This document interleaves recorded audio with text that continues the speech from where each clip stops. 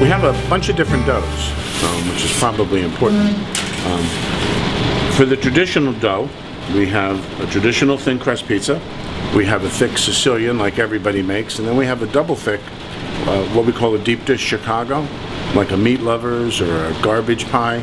We make a big round garbage pie about 2 inches thick, just piled with another inch full of peppers and onions and bacon and sausage, and I don't even know what else is on it, but anything you want, I guess, because it's called a garbage pie. But then we also have whole wheat crust, I'm sorry, not whole wheat crust, whole grain crust. So you can have a whole grain crust, 100% whole grain, not whole wheat.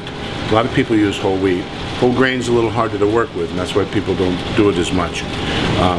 But our whole grain, I can't remember everything that's in it, but I wrote it down on the sign here.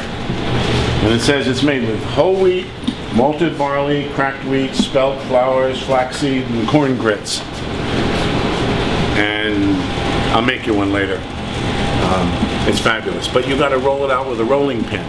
There's none of the fancy pizza throwing it up in the air, because it doesn't stretch like that. And you have to cook the crust off first to make it nice and crispy. But when you're done, it's almost like a cracker. It's really, really delicious. It's not like a floppy pizza crust. You know, when you cut a piece of pizza, the traditional look, people fold it in half and it kind of drips down here and the cheese goes on your shirt, you know. This isn't like that. You take this piece of pizza and you cut it and you hold it and it stays there.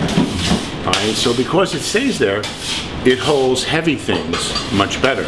Like we make a cheesesteak pizza and we pile onions and peppers and cheesesteak, American cheese, provolone, all on top of this, and it stays there and it doesn't fall. Now I've seen cheesesteak pizzas made before, and they're made on a traditional crust, but they're like impossible to eat.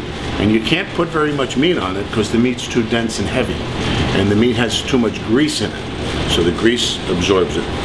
What we did to get around that is we cook it first.